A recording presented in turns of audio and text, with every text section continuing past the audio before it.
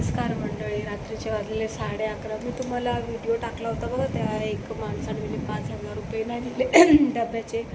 तर तो मी त्याला जेवण नाही दिलं. मला एवढं वाईट वाटते ना, खरं सांगते. तो 10 दिवस उपाशी, त्याला रूम खाली करायला लावला. आणि ते जे DK साहेब आहे त्यांनी मला दिले 1,000 रुपये दिलेत, पण त्यांना मालकाने काढून टाकलं बाहेर. तर त्यांना रूम शोधणं होतं. त्या मालकाला मी आज कन्व्हिन्स केलं आणि खरंच खूप आभारी आहे त्या मालकाचे. मी म्हणलं 2 दिवस त्यांना रूम द्या. तुम्हाला दाखवते त्याची अवस्था एवढी बेकार झालं रूम शोधून.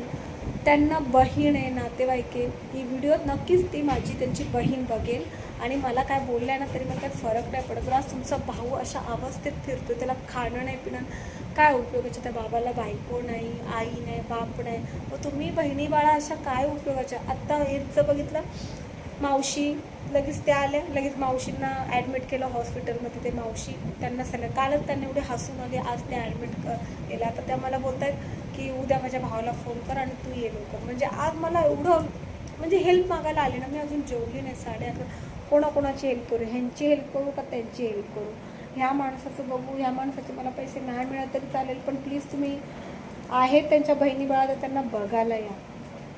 त्यांचे हाल बघा, खरंच खूप बेकार हाल आहे त्या माणसाचे. त्याच्याकडे थोडं लक्ष द्या. तर मी त्याला आता आलं आहे तर उपाशी कसा पाठवू. मला एवढं बेचैन बघा, जेवण तर काहीच नाही घरात, काहीच नाही. पण ह्याच्यातलं पण मी त्याला देईन थोडंसं. हाय खाऊ द्या बिचाऱ्याला, जेवढ्याने होईल तेवढं मी त्याला देईन. अन्न म्हणतात मी अन्नपूर्ण आहे, मी कोणाला उपाशी नाही ठेवू शकत. माझ्या जेवढं जेवण होईल मी त्याला देईन. माहिती आहे मला, तो दारूड आहे, तो बेवडा आहे, लाख तो कसाही आहे, पण तो तुमचा भाऊ आहे. त्याला जर तुम्ही सपोर्ट केलं, माणसंच नाही आहेत त्याला, तर तो दारू नाही पिणार का. त्याला जर तुम्ही सपोर्ट केला, त्याची बायको पण कदाचित माझी व्हिडिओ बघेल. तुमच्या मिस्टरांना मी म्हणजे व्हिडिओ मात्र बोलते, त्यांचं नाव आहे काय बाई आडनाव, साठे सर. तर त्याच्या बायकोने पण ही व्हिडिओ माझी बघावी आणि मला असं वाटतं आपल्या नवऱ्याजवळ परत यावा आणि त्याची अवस्था सुधरावा. बाईच नवऱ्याची अवस्था सुधरवते.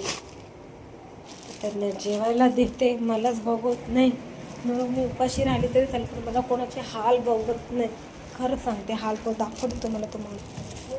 मुलगा बिचारा कसा बसलाय, कसा त्याची अवस्था झाली त्याची. हात रूम साईडचा बघितला मी, पण आता काय लोक पण पटकन देत नाही हो पैशाशिवाय. काय चप्पल नाही पायात, काय नाही. हे घ्या, जेवा आता, जेवा.